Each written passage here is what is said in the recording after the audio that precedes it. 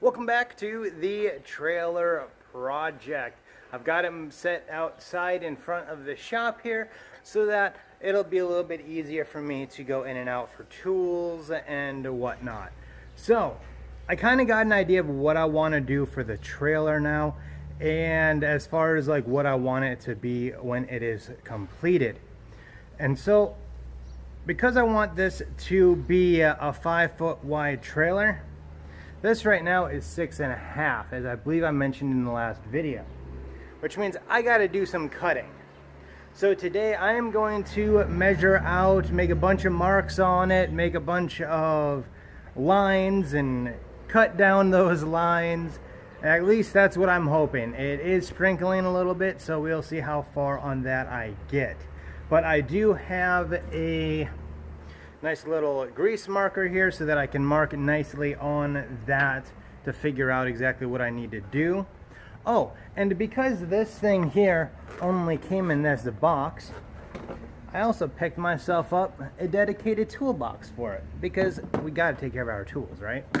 So I'm going to go ahead and get this all marked out, and maybe then I'll be able to show you guys a little bit better what I'm going to be doing, and then we can get to cutting this thing apart.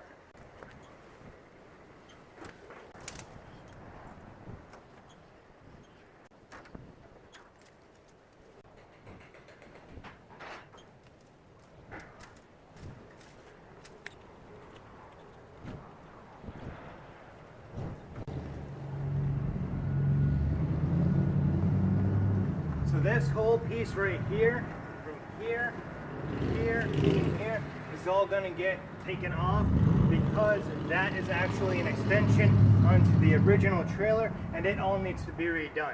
So I'm not worrying about marking this one here. I got to do some math now to get all this figured out, exactly where these lines need to be, and then I'll be right back with you once it's all marked out. Alright, so I actually ended up marking them out with pencil, because the pencil was showing up well enough. And I think what I figured out is that because the whole axle is going to be replaced and have to be moved back like a foot or so or more to be able to compensate for the 1.5 foot extra that's going on the back of here, I think that I can honestly just cut all of these right down to here. So what I think I'm going to do is I'm going to leave these and I'm going to cut these off back here. And then these ones, this one and that one there, down there, I can cut right off at there. And then up here I'm going to have to cut a nice straight line this way. But I think even that I'm going to cut back to be right about there.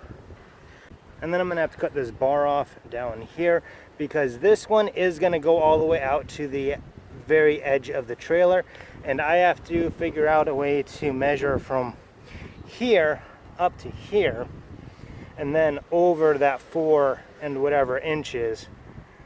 So I'm going to have to get rid of this one and that one, and then once I cut that straight down, these here should all just kind of pop right off of there. So I'm going to go ahead and I'm going to start out with removing this stuff here that needs to be removed, and I'm also going to remove that little ribbon down there as well. It was there just to hold plywood in place.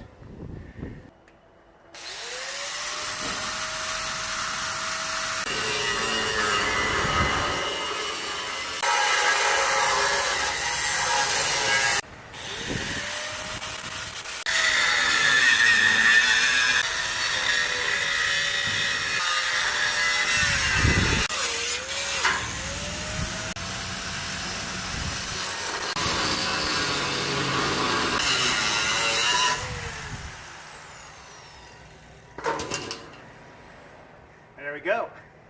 One part done. Now I'm sure that was boring enough for you guys, so I'm just going to go ahead and finish cutting these up here, and I'll show you guys what I did, or what I eventually did, once I'm all done cutting the rest of it off. Alright, so after a Farm and Fleet run to get a new one of these, because my old one was plastic and shitty and broke, decided to go with the metal one this time.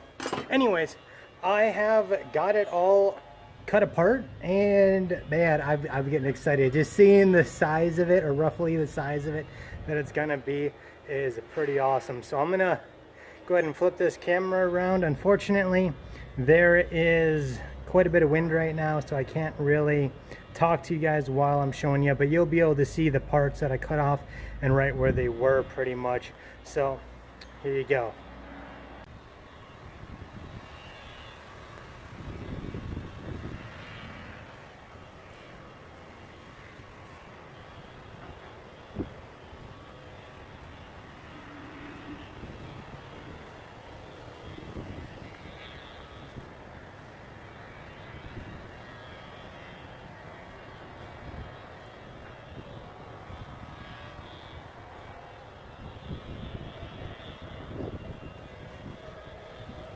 All right, so as you guys just saw, it is quite a bit thinner than it once was, and it's gonna stay about that 5 feet wide because I want a 5x10 trailer. So it is gonna get longer, and the wheels are gonna get changed along with the whole suspension system, because I do want it to stand a little bit higher than it does right now, and I want something a little bit more hardy for some 2-track ability off-road. So the next step is going to be taking some pictures of this and getting it over to the welding guy and figuring out what needs to be done before he gets it, as well as figuring out what the cost of it is gonna be, and seeing how much a few little extras that I'm kind of thinking I might want him to do would be as well. So that's it for this video, and hopefully I'll see you guys in the next one. Leave me a comment if you guys like these videos, or if you want to see more of the boring stuff like me cutting stuff apart or cutting stuff up. Until next time, you guys all have a good one.